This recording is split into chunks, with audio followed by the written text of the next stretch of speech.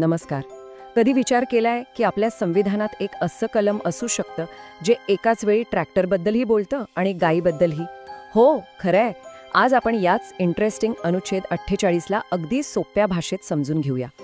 आता बघा, दोन प्रश्न आहेत. गोहत्या बंदीला घटनेत काही आधार आहे का? आणि शेतीला आधुनिक बनवणं ही सरकारची जबाबदारी आहे का? हे दोन्ही विषय ऐकायला किती वेगळे वाटतात नाही का?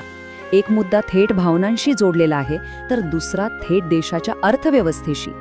पण गंमत काय माहितीये, ह्या दोन्ही प्रश्नांचं उत्तर आपल्या संविधानात एकाच ठिकाणी लपलेलं आहे. आणि ते उत्तर आहे अनुच्छेद 48. हे कलम अगदी स्पष्टपणे दोन गोष्टी सांगतं. पहिली गोष्ट म्हणजे राज्याने आपली शेती आणि पशुपालन हे सगळं आधुनिक आणि वैज्ञानिक पद्धतीने करावं. आणि दुसरी गोष्ट म्हणजे गायी, वासरं आणि जी काही दुभती जनावरं आहेत त्यांच्या कत्तलीवर बंदी आणण्यासाठी प्रयत्न करावेत. म्हणजे बघा, सूत्र एकदम सोपं आहे. अनुच्छेद 48 बरोबर आधुनिक शेती प्लस गोवंश संरक्षण. विचार करा, एकाच कलमामध्ये प्रगती आणि परंपरा या दोन्हीची जबाबदारी आपल्या राज्यांना दिली गेली आहे. बरं, मग हे दोन्ही भाग एकत्र काम करतात तरी कसे? चला तर मग ह्या कलमाची रचना जरा जवळून पाहूया. ह्या कलमाची रचनाच किती इंटरेस्टिंग आहे बघा. पहिला भाग जो आहे ना, तो थेट देशाच्या अन्न सुरक्षेबद्दल बोलतो, शेतकऱ्यांच्या प्रगतीबद्दल बोलतो. म्हणजे काय, तर शेतीला पारंपरिक पद्धतींमधून बाहेर काढून सायंटिफिक बनवण्याबद्दल. आणि मग येतो दुसरा भाग जो थेट गोवंश संरक्षणाबद्दल बोलतो.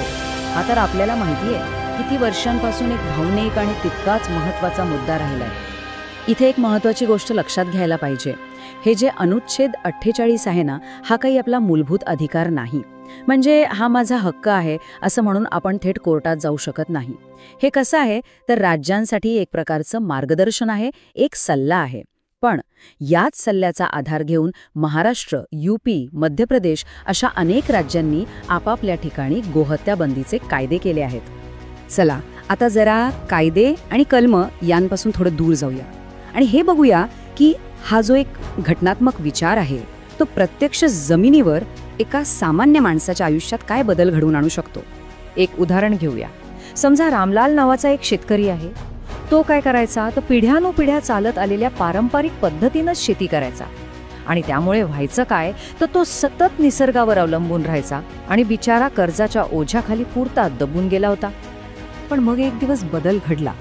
अनुच्छेद 48 मधनंच प्रेरणा घेऊन ज्या सरकारी योजना सुरू झाल्या होत्या त्या त्याच्यापर्यंत पोहोचल्या. सरकारी अधिकाऱ्यांनी त्याला नवीन आधुनिक तंत्रज्ञान वापरण्याचा सल्ला दिला आणि सरकारी अनुदानाच्या मदतीने त्याने तो बदल स्वीकारला सुद्धा. आणि याचा परिणाम काय झाला असेल? रामलालचं उत्पन्न थेट दुप्पट झालं. विचार करा जरा, आपल्या संविधानातल्या फक्त एका तत्वाने एका सामान्य शेतकऱ्याचं आयुष्य कसं पूर्णपणे बदलून टाकलं. हेच तर खरं सामर्थ्य आहे अनुच्छेद 48च्या त्या पहिल्या भागाचं. ठीक आहे, रामलालची गोष्ट तर आपण पाहिली, पण आता त्याच्या शेतावरून पुढे जाऊया आणि हे बघूया की या एका कलमाचा प्रभाव पूर्ण देशावर कसा पडला आहे. आता आपण ह्या कलमाच्या दुसऱ्या भागाकडे वळूया. 2005 सालची गोष्ट आहे. सुप्रीम कोर्टाने एक ऐतिहासिक निर्णय दिला. कोर्टाने अगदी स्पष्ट शब्दांत सांगितलं की अनुच्छेद 48च्या आधारावर गोवंश हत्येवर संपूर्ण बंदी घालणं हे पूर्णपणे घटनात्मक आहे. आणि ह्या एका निर्णयामुळे या कलमाच्या दुसऱ्या भागाला प्रचंड कायदेशीर ताकद मिळाली. बरं, आता पहिल्या भागाचा राष्ट्रीय स्तरावरचा परिणाम बघूया. आपल्याला हरित क्रांती आठवते? 1960 आणि 70च्या दशकात जी झाली होती ती याच अनुच्छेद 48च्या शेती आधुनिक करा या विचारातूनच जन्माला आली होती. आणि त्यामुळेच आज आपला देश अन्नधान्याच्या बाबतीत स्वयंपूर्ण बनला आहे. आणि हा विचार आजही तितकाच जिवंत आहे. उदाहरणार्थ पंतप्रधान किसान सन्मान निधी योजना, ज्यामध्ये शेतकऱ्यांना वर्षाला 6,000 रुपये मिळतात. हे अनुच्छेद 48च्या आधुनिक अंमलबजावणीचं एक उत्तम उदाहरणच आहे, नाही का? आणि ही योजना काही लहान नाहीये. तब्बल 11 कोटींपेक्षा जास्त शेतकरी कुटुंबांना याचा थेट फायदा मिळतोय. विचार करा, एका घटनात्मक कलमाचा प्रभाव किती दूरपर्यंत पोहोचू शकतो. तर मग आपण इतिहास बघितला, कायदेशीर बाजू समजून घेतली आणि काही प्रत्यक्ष उदाहरणंही पाहिली. आता ह्या सगळ्याला एकत्र जोडून बघूया की आजच्या काळात ह्या कलमाचं नेमकं महत्त्व काय आहे. तर ह्या सगळ्या चर्चेतून महत्त्वाचे मुद्दे काय आहेत?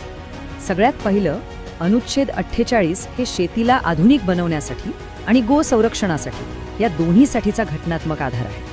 दुसरं म्हणजे आपल्या देशातल्या हरित क्रांतीसारख्या मोठ्या घटनांमागेही याच कलमाची प्रेरणा होती. तिसरं, PM किसान सारख्या आजच्या योजनासुद्धा याच विचाराला पुढे नेत आहेत. आणि चौथं आणि महत्त्वाचं म्हणजे आपलं कृषी मंत्रालय आणि पशुसंवर्धन मंत्रालय यांचं काम थेट याच कलमाशी जोडलेलं आहे. चला आता या विश्लेषणाच्या समारोपाकडे येऊया आणि हा एक विचार करूया की हे सगळं इतकं महत्त्वाचं का आहे. हे जे वाक्य आहे ना, शेती आणि शेतकरी हे भारताचा आत्मा आहे, हेच या कलमाचं सार आहे. आपला देश कृषीप्रधान आहे आणि या कलमाचा मूळ उद्देश त्याच कृषी व्यवस्थेला आणि आपल्या शेतकऱ्याला मजबूत करणं आहे. आणि खरं सांगायचं तर हेच या कलमाचं सौंदर्य आहे. विचार करा, संविधानातलं फक्त एक वाक्य एकीकडे करोडो लोकांची भूक भागवण्यासाठी अन्न सुरक्षा निर्माण करतं आणि त्याच वेळी देशातल्या एका अत्यंत भावनिक आणि संवेदनशील विषयावर कायदा बनवण्यासाठी एक फ्रेमवर्क सुद्धा देतं. तर मग जाता जाता एक प्रश्न मनात येतो. आपण हे तर पाहिलं की अनुच्छेद 48ने शेती आणि पशुपालनावर कसा परिणाम केला. मग आता विचार करा की ह्याच्या पुढचं जे कलम आहे, अनुच्छेद 48A, जे पर्यावरण संरक्षणाबद्दल आहे, ते आपल्या देशाच्या भविष्याला कसा आकार देईल. नक्की विचार करा.